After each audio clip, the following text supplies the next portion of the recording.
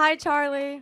I see you on TikTok all the time. You were getting fired up there. Yes, I was because okay, I just want to start this out. I am unaffiliated, but I am a Christian who believes in the right to an abortion. And a lot of the things that you were talking about with her, I really had a lot of answers for that. So the reason I actually wrote this down on a notebook, of course, I was prepared. So the reason why I believe the right to an abortion, why just anyone, if you feel that's what you need to do, then you should do it. Because Matthew 7:1 says, do not judge or you too will be judged. Although Jesus does tell us to tell people, do not sin, it's not our place to judge them, you know? And then another thing that I wanted to bring up, this is crazy, but also the time, I just really want to know why you feel that abortion should be illegal. Do you think murder should be illegal? Murder is illegal. So you think it should be? Do you think it should be illegal? I just feel like there's a big difference between like a living, breathing human and then a fetus that is inside of another human's body. Fair enough. What is the difference? The difference is a fetus is inside of the body. You know what I'm saying? Like a fetus, it can't live on its own. Got it. So let's go through a couple questions there. Okay. Why does somebody's location determine their moral worth? It doesn't, but it's simply about the fact that if you feel like that's what you need to do with your body, then that's what you do. Because I could also Well, hold on a second. If it's not your DNA, how is it your body? It is your DNA. No, it's not. It's a part of you. It's no. growing in you. It's Hold on a connected to second. you by an umbilical cord. It is you're- a part of you. 1 second. It's attached. A part. It's attached. Hold on a second. It's attached, not a part. Same because thing. no, it's actually not. A part, by definition, means it remains permanent. Oh, okay. Right? Oh, okay. So an attachment is something that is temporary. And so it's not, you are not your mom's DNA, you're not your dad's DNA, you are new deoxyribonucleic acid. So shouldn't we say that if it's not your DNA, it's not your choice? I mean, you could say that, but I mean, really, I just don't understand how you can use religion to back up your point of... I haven't used it once. She brought up religion. I'm happy to use a non-religious line of questioning. We all agree murder is wrong. Okay. We all agree that it's a human Homo sapien. Do you agree that the death penalty is wrong? Well, no, I'm actually in support of the death penalty because Okay. people do something that justifies that, but that's a separate issue because the baby in utero did not go... So what about the people who could possibly be proved innocent who have been awaiting their death sentence? Fair enough. That's a good argument, but it's separate, right? So there's been about 31 exonerations of posthumous people that have been exonerated of the death penalty. We're talking about a baby that did nothing wrong except exist. Okay. In utero. And there's about 1.5 million of them that just get discarded every year. So we agree murder is wrong. We agree it's a Homo sapien, meaning it's a human being. Therefore, murder is the forcible termination of a Homo sapien. Therefore, shouldn't abortion be wrong and illegal? I still feel like it really, okay, for example...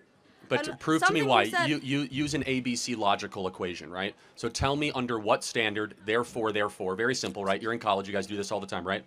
I hope so. So use an ABC, right? Aristotelian logic, whatever you want to use. Use an ABC sequence for me. Not My I feel. reasoning why I believe that abortion should be legal is because of instances like rape and incest, but I already know that your belief on that because you've already stated that if your daughter were to be raped at 10 years old, you would make her give birth to the baby. Well, the baby would be delivered, and let me tell you why. And so, but first of all, Okay. let me try to find common ground. Okay. If I say we will make rape and incest abortions legal and get rid of all the other abortions, would you agree with that?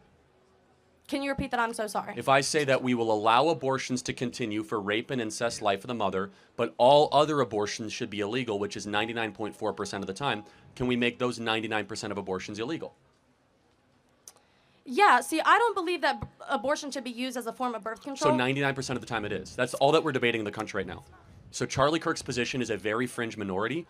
People are talking about still exceptions, so we should get rid of 99% of abortions. Yes, but at the same time, So you're actually not that pro-choice, actually. I am because I feel like there's no way to kind of divide the basis of like what abortion is being used as birth control and what abortion Oh, is it's being totally used. easy, actually. I mean, so you could tell through a DNA test if it's an incest baby. Mm-hmm. You could tell if it's rape because they have to file a police report. And you could tell life of the mother based on an OBGYN analysis. So that's, Okay, so it's then a if very, it's that easy, then why have we not done that? Oh, because the American people don't support it. Because abortion is popularly supported as a form of birth control. That's why.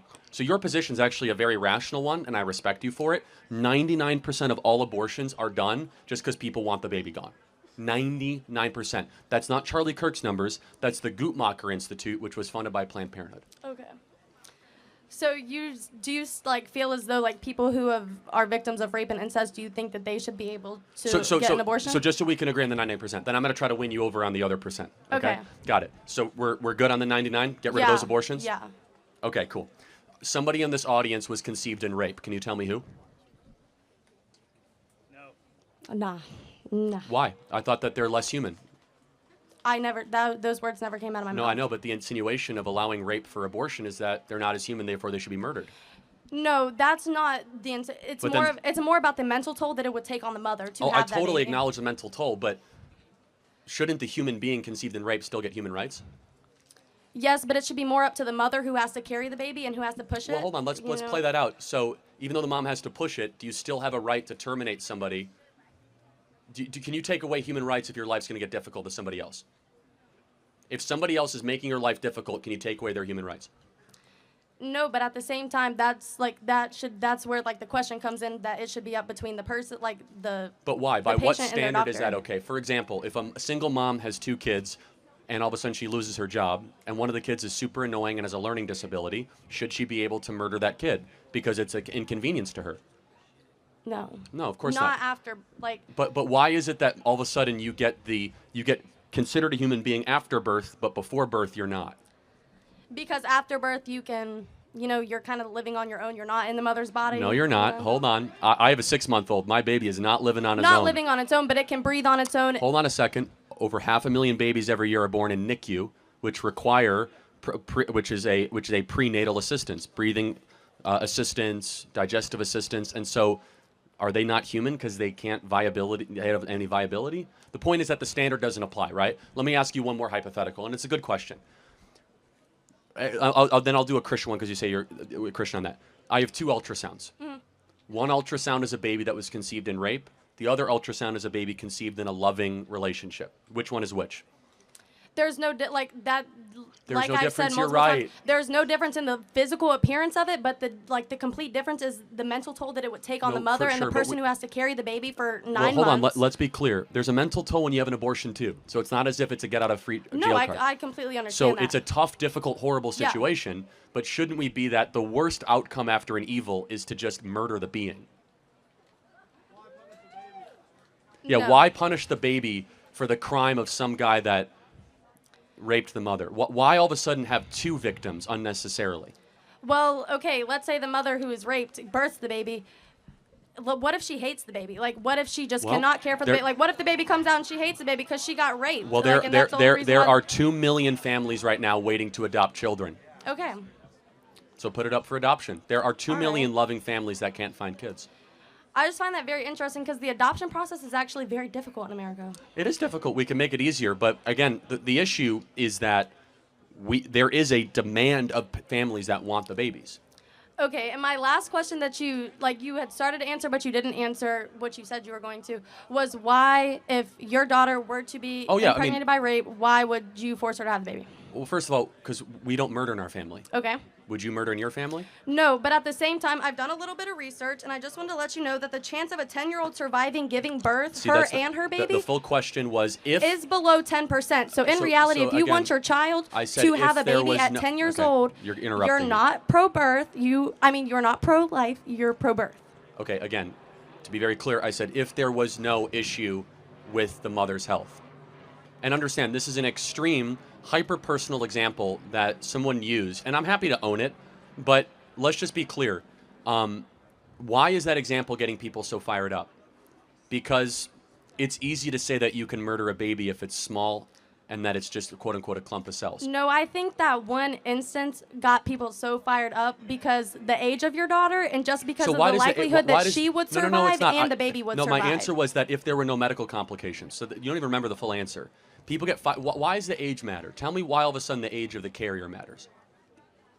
Because that improves the infant mortality rate. Like No, the I'm older saying- the older you are, the more likely you are to be able to carry a baby to term. No, I know, but the listen, younger you again, are, I said, the higher the infant no, and mother I said- mortality rate goes. I said with no other medical issues though. But why? I'm curious though. Because with why, age comes medical issues with birth. I said with no other medical issues though. So you have to understand the preface there. I want to understand though. Maybe you can help me understand why the women of America are so enthusiastic about the right to be able to kill preborn babies. What is the help me understand? I think it's more of just the ability to be able to do what you feel is necessary Bingo. for your I think body. that's right. It's narcissism. I think you're totally right. It is weaponized medical narcissism. I'm in charge of the world. Screw. No, I'm in charge of my body. Not in charge of the world, got it. but of my body. Makes sense. So even though it's not your body and it's a different body in you, I'm the most important thing in the world. And that makes sense because you just connected the dots. We have the most narcissistic female generation in history, and abortion is the culmination in that. Thank you for connecting the dots. Thank you. Thank you.